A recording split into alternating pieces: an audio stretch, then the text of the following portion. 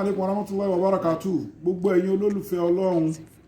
Àdúrà yín á gbà inshallah rahman. Gbogbo agbára Ọlọ́run ọba lónìí. Today is 3rd June 2023. Saturday. À ń sẹ́ndì product wa láti South Africa lọ sí Arizona ní United States of America. Look at the package.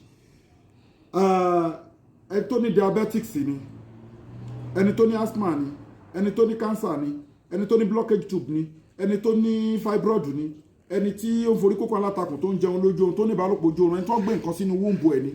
Gbogbo èkéyìí nínú àìsàn àbọ́kùnrin tí ó lè perform dáadáa, weak erection, quick ejaculation, low sperm count àti bẹ́ẹ̀ bẹ́ẹ̀ lọ, arógbòsá ń dàyàn láàmú, ìdákọ́lẹ̀ ń dàyàn láàmú, wọ́n mú nǹkan ọmọkùnrin ẹ̀ wọ́n ń lò ní evil word lọ́hùn, òun ò lè perform lójú ayé.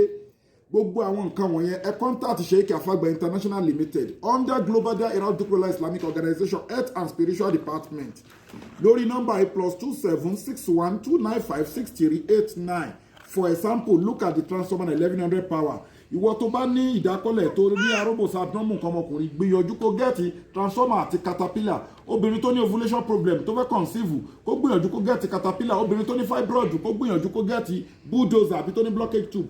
Ẹni tó ní cancer, diabetics, asthma, heart failure, kidney failure, gbogbo àwọn problem àìsàn yányán àti tó ń jẹ olójú oorun tó ní ìforíkókó aláǹtakùn kó gẹ́ẹ̀tì all in one. Ẹni tó ní memory tí ó nídìí ìsọyè àbí tó nídìí ìlíàmù kó gẹ́ẹ̀tì memory booster. Ẹ rí báyìí. Then obìnrin tó wá gbé nǹkan sínú wombo ẹ̀ gbìyànjú kó gẹ́ẹ̀tì miracle leaves tó yẹ pé ewé 100 ọ̀tọ̀ọ̀tọ̀ la fi ṣe miracle leaves. Wọ́n fún yàn láfúnjẹ ni, wọ́n tàyàn lọ́fà ni. Gbogbo àwọn nǹkan wọ̀nyí miracle leaves á clean ẹ̀dànù nínú system ẹ̀, both natural and spiritual sickness.